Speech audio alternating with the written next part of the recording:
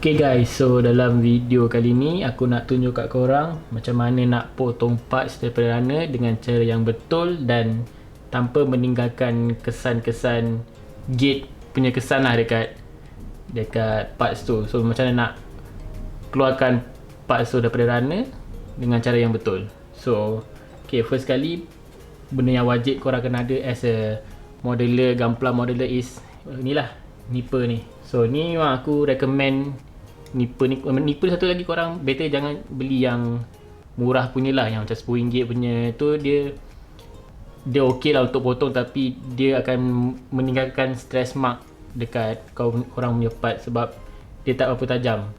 So yang ni boleh katakan antara yang okey lah, yang harga pun tak mahal. Aku rasa dalam RM30 ke RM40, brand Nanye tak salah aku. So dia, bagi aku, ni aku dah pakai dah almost 3 tahun, 4 tahun macam ni lah, dan masih lagi elok. Spring dia pun tak terlalu ketat and still tajam.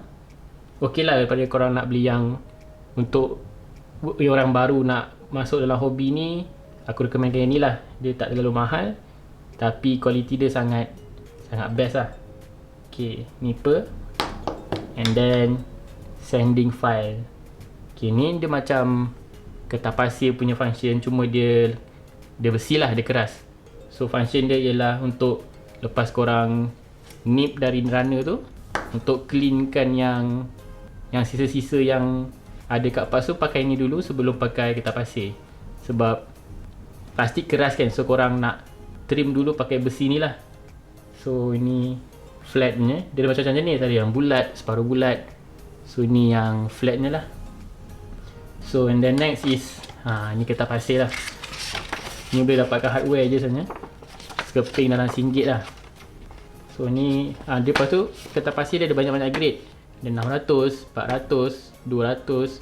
Dia nombor makin tinggi makin halus lah, makin tak kasar. Nombor makin rendah dia makin kasar. So untuk range yang sesuai untuk bersihkan nut mark is from 400 to 800 lah.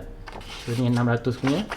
Ada yang banyak lagi lah, ada yang a few lah, sampai 1,500 pun ada. Ni 1,500. Ok, ni optional lah. Ini kalau korang nak fancy sikit, sanding sponge. Ini dari God Hand punya brand. Ni pun ada a few grade juga, from 120 to 240, 400, 800. So ni pun aku banyak guna ni lah daripada yang biasa ni, sebab dia untuk nak hilangkan nut mark yang kat round punya parts. Better pakai yang ni lah, sebab dia memang ikut bentuk. So ni sanding sponge optional lah.